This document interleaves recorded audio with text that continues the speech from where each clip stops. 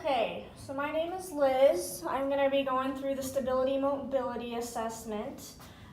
This is just a simple one that I usually use for some of my clients before I train them to see where they are functionally. So we're going to go through a full squat, a pike position assessment, a T-spine mobility, and a lunging.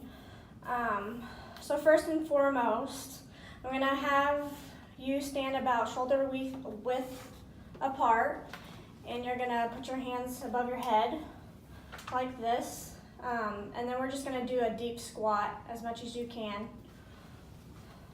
From here, I usually like to look at the knees to see if there's any wobbling going on, and that will show us any weaknesses of the hips.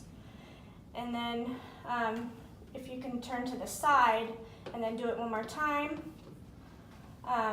we can see that her upper back isn't going forward, so we can see her thoracic mobility from there.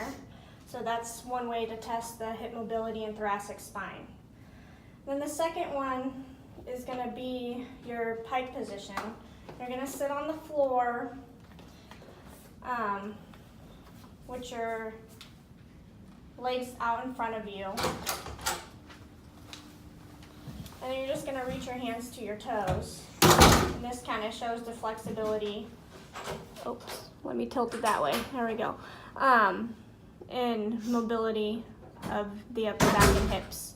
All right, we're going to stand up again. This T-spine mobility, you're going to turn around. You're going to ball your fists together. And then you're just going to come behind your head, one over your head and one below, and we see the distances in between her fist on that side, and we can measure it with the measuring tape. And then we're going to flip, so you're going to do that the other side. And same thing, we can see there that there's a little bit more distance going on between her hands with this one, so we know there's a little bit of shoulder mobility lacking on one side. Okay? And then the last one I like to do is the lunge. So you're just going to take a nice long step in front of you, and you're going to sink down. Let's do that again. Sink the back leg. So take the long step and then sink down. From here, if they start to wobble to the side, you can see that that might be core stability going on. If they start to feel like they're going to fall, you know that's a weakness. You can see that their core is a little weak.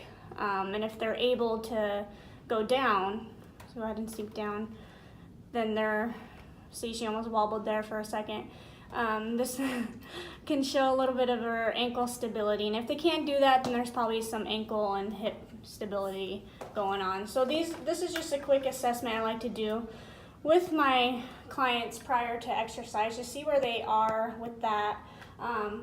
Some weaknesses with this assessment: it doesn't really show you, clinically if they have injuries or whatnot.